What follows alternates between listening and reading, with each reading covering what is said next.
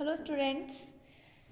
पिछली कक्षा में हमने ये जाना था कि जो धातु होते हैं और अधातु होती हैं ये ऑक्सीजन के साथ जब क्रिया करती हैं और एक नए पदार्थ का निर्माण करती हैं तो इनकी प्रकृति कैसे होती है। हमने धात्विक ऑक्साइड की प्रकृति के बारे में जाना और हम जानते हैं कि धात्विक ऑक्साइड जितने भी होते हैं वो क्षारीय प्रकृति के होते हैं, जबकि जितने भी हमारे अधातु होते हैं वो सारे अम्लीय प्रकृति के होते हैं। ये जो कॉलम दे रखा है आपका 4.4 अम्लों और क्षारों में धातु अधातु, इसमें क्षार के नाम और अम्ल के नाम लिखने हैं और उसमें उपस्थित धातु और धातुओं के नाम, जिसको मैंने आपको बताया था, मैंने आपसे कहा भी था अगर आप ज़्यादा नाम कलेक्ट ना कर पाए देन यू कॉन्टैक्ट मी। चलिए आज हम जल के साथ अभिक्रिया टॉपिक पढ़ेंगे कि धातु और अधातु जल के साथ अभिक्रिया करके कौन कौन से पदार्थ बनाते हैं या उनकी प्रकृति कैसी होती है। आइए धातु और धातु किस प्रकार जल से अभिक्रिया करते हैं हम इसे देखते हैं। हमेशा याद रखना कि सोडियम धातु बहुत ही अभिक्रियाशील धातु होती है, यानी कि यह किसी भी तत्व के साथ में बहुत ही जल्दी अभिक्रिया कर लेती है। यह ऑक्सीजन और जल के साथ में बहुत ही तीव्र अभिक्रिया करता है। अभिक्रिया में जब ये जल और ऑक्सीजन के साथ में अभिक्रिया करता है तो यह बहुत ज़्यादा मात्रा में ऊष्मा उत्पन्न करता है, इसलिए यह मिट्टी के तेल में संचित रखा जाता है। क्योंकि अगर सोडियम को हम कभी भी खुले में रख देंगे तो ये उस वायुमंडल में उपस्थित ऑक्सीजन और जल के साथ क्रिया करके बहुत ज़्यादा मात्रा में ऊष्मा उत्पन्न करेगा, जिससे हमारे वातावरण प्रदूषित होगा। इसलिए सोडियम को किस में संरक्षित रखा जाता है, मिट्टी के तेल में संरक्षित उसे रखा जाता है। क्रियाकलाप 4.5 दिया गया है, शिक्षक के द्वारा कक्षा में प्रदर्शित की जाए। प्रदर्शन के समय विशिष्ट सावधानी रखी जाए कि सोडियम धातु के टुकड़े का आकार लगभग गेहूं के दाने के बराबर हो और इसे चिमटी के द्वारा पकड़ना चाहिए। आपको एक 250 ml का बीकर या फिर कांच का ग्लास लेना है, जिसका माप कितना होना चाहिए उसमें माप लिखा होना चाहिए कि वो 250 ml का ही हो, उसमें आप इतना जल भर सकें। लेकिन आपको इस बीकर या कांच के गिलास में केवल आधा जल ही भरना है, यानी कि आधा ग्लास जल या फिर आधा बीकर जल लेना है। अब सावधानी पूर्वक एक छोटा सोडियम का धातु का टुकड़ा काटिए। फिल्टर पेपर का उपयोग करके इसे सुखा लीजिए और फिर रुई के छोटे टुकड़े में इसको लपेट लीजिए। रुई में लिपटे सोडियम के टुकड़े को आप बीकर में डाल दीजिए। सावधानीपूर्वक परीक्षण कीजिए। परीक्षण लेते समय सावधान, बीकर से आप दूर रहें। जब अभिक्रिया बंद हो जाए तब आप बीकर को छू करके देखें। आप क्या अनुभव करते हैं, क्या बीकर गर्म हो गया है? हाँ, क्योंकि हमने पढ़ा है कि सोडियम जल के साथ अभिक्रिया करके और ऑक्सीजन के साथ अभिक्रिया करके बहुत ही ज़्यादा मात्रा में ऊष्मा उत्पादित करता है। तो जैसे ही आप इसमें सोडियम के टुकड़े को जल में डालेंगे, बीकर में डालेंगे, जल से भरे हुए बीकर में डालेंगे तो वो बहुत ज़्यादा मात्रा में ऊष्मा उत्पन्न करेगा। जब ये अभिक्रिया पूर्ण रूप से बंद हो जाएगी तब आप बीकर को छू करके देखेंगे तो वो आपको गर्म लगेगा। अब आप इस विलयन का लाल और नीले लिटमस पत्रों से परीक्षण कीजिए, क्या ये विलयन अम्लीय होगा या फिर क्षारीय होगा। अब हमको इस विलयन का, क्योंकि हमने सोडियम की अभिक्रिया जल के साथ कराई है तो हम पता लगाएंगे कि ये सोडियम जो है जल के साथ अभिक्रिया करके क्षारीय प्रकृति देता है या फिर अम्लीय प्रकृति देता है। आपने देखा कि सोडियम जल के साथ तीव्र अभिक्रिया करता है, कुछ अन्य धातु ऐसा नहीं करती, जैसे कि धातु आयरन यानी कि धातु क्या कहते हैं उसे, लोहा, ये जल से बहुत ही धीमी अभिक्रिया करता है, जैसे हम उसमें जंग लगना कहते हैं। सामान्यतः अधातु जल से अभिक्रिया नहीं करते हैं, यद्यपि वे वायु में बहुत ही सक्रिय हो सकते हैं। इस प्रकार के अधातुओं को जल में रखा जाता है। उदाहरण के लिए फास्फोरस एक बहुत ही सक्रिय धातु है, वायु में खुला रखने पर यह आग पकड़ लेता है। फास्फोरस से वायुमंडल या ऑक्सीजन का संपर्क ना हो, इसलिए उसे जल में रखा जाता है, क्योंकि जितने भी अधातु होती हैं वो जल के साथ क्रिया नहीं करती हैं। अम्लों से अभिक्रिया, आइए देखें धातु और अधातु अम्लों के साथ किस प्रकार से व्यवहार करती हैं। क्रियाकलाप 4.6, सावधानी, परखनली के मुंह को अपने चेहरे से दूर रखिए। परखनली पकड़ने के लिए परखनली होल्डर का प्रयोग कीजिए। सारणी 4.5 में सूचीबद्ध धातुओं और अधातुओं के नमूने पृथक परख नलियों में ले लीजिए और उन्हें ए, बी, सी, डी, ई से चिन्हित कर दीजिए। ड्रॉपर की सहायता से प्रत्येक परख नली में एक एक करके 5 ml तनु हाइड्रोक्लोरिक अम्ल डालिए। अभिक्रिया का सावधानीपूर्वक परीक्षण कीजिए। यदि ठंडे विलयन में कोई अभिक्रिया नहीं होती तो परख नली को आप थोड़ा सा गर्म कर सकते हैं। प्रत्येक परख नली के मुंह के पास एक जलती हुई माचिस की तीली लाइए। यही क्रियाकलाप तनु हाइड्रोक्लोरिक अम्ल के स्थान पर तनु सल्फ्यूरिक अम्ल लेकर के दोहराइए और अपने परीक्षणों को सारणी 4.5 में लिखिए। सबसे पहले आपको इस सारणी में ये देखना होगा कि कौन कौन सी धातु उपस्थित हैं और कौन कौन सी अधातु उपस्थित हैं। जैसा कि यहाँ पर लिखा हुआ है, क्या धातु और अधातु अम्लों से भिन्न प्रकार से अभिक्रिया करते हैं। परख नली के मुंह के पास जलती हुई माचिस की तीली लाने पर कुछ में पॉप ध्वनि क्यों उत्पन्न हुई थी। आपने पाया होगा कि अधातु सामान्यतः अम्लों से अभिक्रिया नहीं करते। अधातु जो होती हैं वो अम्लों से अभिक्रिया नहीं करती हैं, लेकिन जो धातु होती हैं वो अम्लों से अभिक्रिया करती हैं और हाइड्रोजन गैस उत्पन्न करती हैं। तो इस सारणी में बस आपको यही करना है कि आपको जो धातु है इसमें उसी का आपको पहचान करनी है कि इसमें कौन कौन सी धातु उपस्थित हैं और वो तनु हाइड्रोक्लोरिक अम्ल के साथ सामान्य ताप पर अभिक्रिया करती हैं या तनु या फिर गर्म करने पर अभिक्रिया करती हैं। और उनमें से हमेशा कौन सी गैस निकलेगी, हाइड्रोजन गैस ही निकलेगी। कॉपर एक ऐसी धातु होती है जो कि तनु हाइड्रोक्लोरिक अम्ल से गर्म करने पर भी यह अभिक्रिया नहीं करती है, लेकिन ये तनु सल्फ्यूरिक एसिड के साथ में अभिक्रिया कर लेती है। अब हम पढ़ते हैं क्षारों से अभिक्रिया के बारे में। क्रियाकलाप 4.7 सोडियम हाइड्रोक्साइड विलयन बनाते समय सावधानी बरतिए कि सोडियम हाइड्रोक्साइड की टिकियाओं को प्लास्टिक स्पैचुला से पकड़ें, क्योंकि सोडियम जो है वो हमेशा कैसा होता है, बहुत ही ज़्यादा क्रियाशील होता है। अगर आप उसे हाथ से पकड़ेंगे तो अगर वो वायु की उपस्थिति में आ भी गया है, ऑक्सीजन की उपस्थिति में आ गया है, तो वो आपके हाथ को हानि पहुंचा सकता है, आपके हाथ में वो जल सकता है। एक परख नली में सोडियम हाइड्रोक्साइड का ताज़ा विलयन लीजिए।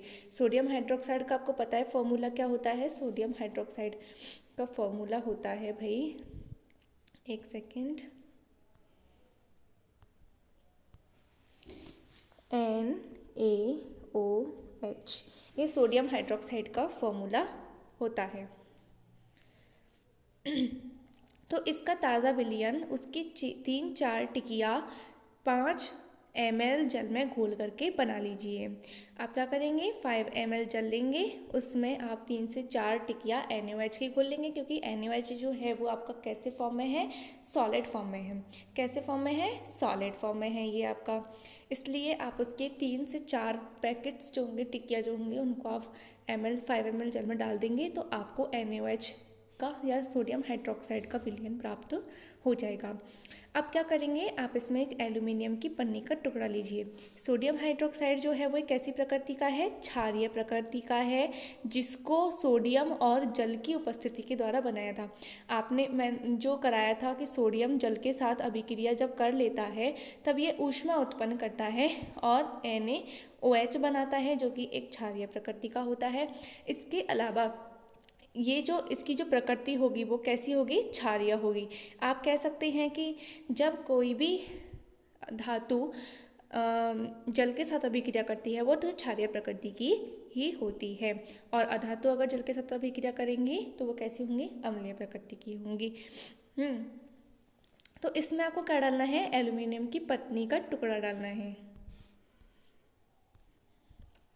एक जलती हुई माचिस की तीली परख नली के मुंह के निकट लाइए और अब इसका ध्यानपूर्वक परीक्षण कीजिए।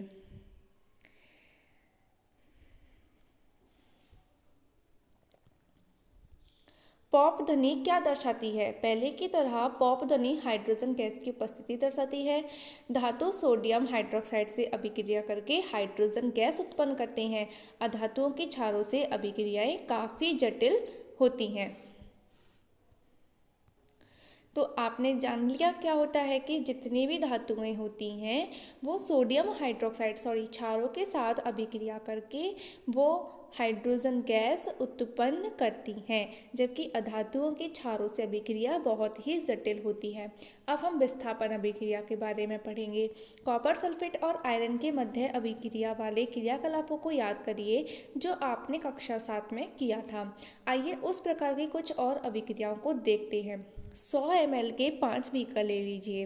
कितने ml के? 100 ml के। और उन पर आप A, B, C, D चिन्हित कर दीजिए। आप उन पर मार्क कर दीजिए कि ये बीकर A है, ये B है, ये C है, ये D है और ये E है। प्रत्येक बीकर में लगभग 50 ml जल ले लीजिए। अब आपको हर बीकर में 50 ml जल लेना है, यानी कि आधा बीकर पानी लेना है। प्रत्येक बीकर में 4.6 A में दर्शाए पदार्थ में से प्रत्येक का 1 चम्मच डाल करके घोल बना लीजिए। देखिए यहाँ पर ऐसे दिखाया गया है कि बीकर ए में आपको कॉपर सल्फेट का सॉल्यूशन बनाना है। किसका सॉल्यूशन बनाना है? कॉपर सल्फेट का सॉल्यूशन बनाना है और उसमें आपको जिंक का टुकड़ा डालना है।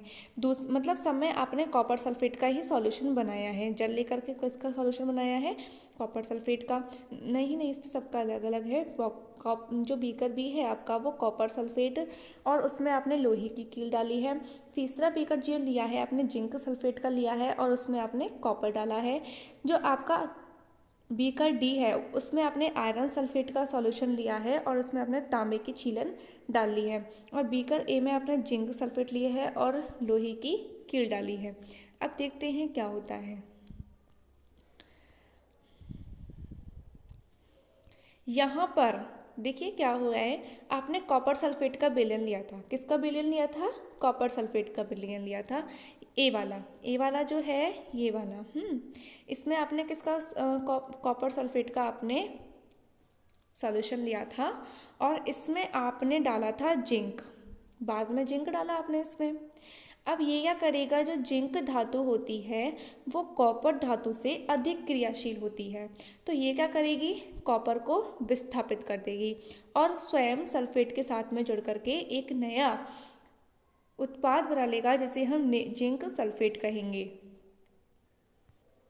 और अब इसका जो कलर है पहले कैसा था? नीला, और नीले से अब इसका जो कलर है वो परिवर्तित हो जाता है किसमें? ब्राउनिश कलर में। ये थोड़ा ब्लू एंड ग्रीन कलर में है, इसमें चेंज हो जाता है। इसी तरीके से दूसरा जो बीकर था हमारा उसमें हमने क्या लिया था? उसमें हमने लिया था कॉपर सल्फेट का सॉल्यूशन और उसमें हमने लोहे की कील डाल दी थी। क्या डाल दी थी? लोहे की कील डाली। लोहे की जो कील होती है वो कॉपर से अधिक क्रियाशील होती है।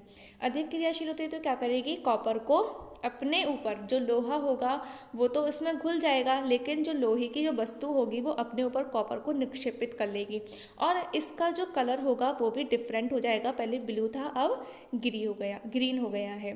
सी वाले बीकर में आप देखेंगे कि कलर में कोई चेंज नहीं हुआ है। सी, डी और ई में इनके किस किस के सॉल्यूशन थे? सी में हमने लिया था जिंक सल्फेट का सॉल्यूशन और उसमें हमने कॉपर डाला। तो जब आप कॉपर को डालेंगे तो वो जिंक को कभी विस्थापित नहीं कर पाएगा क्योंकि कॉपर जिंक से कम क्रियाशील धातु होती है, इसलिए वो इसे विस्थापित नहीं कर पाएगा। इसी तरीके से बीकर डी में भी जब आप कॉपर डालते हैं जो कि आयरन सल्फेट का एक विलयन था, उसका भी कलर परिवर्तित नहीं होता है क्योंकि कॉपर कभी भी आयरन से अधिक क्रियाशील नहीं होती है। जिंक सल्फेट में जब आपने लोहे की वस्तु डाली तब उसका कलर भी परिवर्तित नहीं हुआ क्योंकि लोहा जिंक से अधिक क्रियाशील नहीं है। बीकरों को बिना छेड़े कुछ समय तक रहने दें। अपने परीक्षणों को नोटबुक में रिकॉर्ड करें। यही वाले परीक्षण आपको लिखने हैं कि बीकर ए का कलर परिवर्तित हो गया है क्योंकि उसमें उपस्थित जिंक ने कॉपर सल्फेट के सॉल्यूशन में से कॉपर को विस्थापित कर दिया। ओके। और बीकर बी में भी आप ऐसे लिखेंगे कि आयरन यानी कि जो लोहे की कील थी, जो आयरन था उसने कॉपर सल्फेट में से कॉपर को विस्थापित कर दिया। आप विभिन्न बीकरों में क्या परिवर्तन देखते हैं? आपने पढ़ा है कि एक धातु दूसरे धातु को उसके यौगिक के जलीय विलयन से विस्थापित करती है। विस्थापित किया था उसने। बीकर ए में जिंक कॉपर सल्फेट विलयन से कॉपर को विस्थापित करता है और इसलिए कॉपर सल्फेट का नीला रंग अदृश्य होता है और बीकर के पैंदे पर कॉपर का लाल चूर्ण जमा हो जाता है। दिख रहा है आपको इस डायग्राम में? इसमें देखिए लाल चूर्ण बिल्कुल क्लियरली दिखाई दे रहा है। यहाँ पर इसमें जो कॉपर है वो नीचे जमा हो जाता है।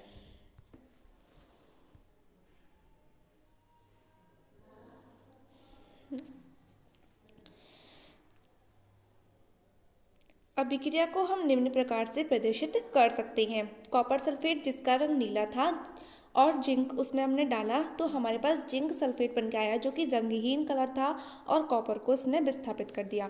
इसी प्रकार से बीकर बी में होने वाली अभिक्रिया को हम निम्न प्रकार से भी लिख सकते हैं। कैसे लिख सकते हैं? बीकर बी में किसका सॉल्यूशन था? बीकर बी में था कॉपर सल्फेट CuSO4 प्लस आपने उसमें डाला आयरन, तो ये क्या करेगा? आयरन सल्फेट का सॉल्यूशन बनाएगा FeSO4 प्लस, ऊपर लिख रही हूँ मैं, आप उसे साइड में लिख लेना, प्लस आप उसमें हमारे पास क्या बचा था? कॉपर। ठीक है, और उसका कलर कैसा हो गया था? Green colour. कलर भी लिख देना यहाँ पर, उसकी आइडेंटिफिकेशन लिख देना कि कलर को हम किस प्रकार से पहचानेंगे। मैंने बीकर ए और बी में होने वाली अभिक्रियाओं को समझ लिया है, परंतु मैं अभी तक भी भ्रमित हूँ कि बीकर सी, डी और ई में कोई परिवर्तन नहीं हुआ है, क्यों? बीकर सी जो लिया था हमने जिंक का कॉपर के द्वारा, बीकर ई में आयरन के द्वारा विस्थापन हो सकता था।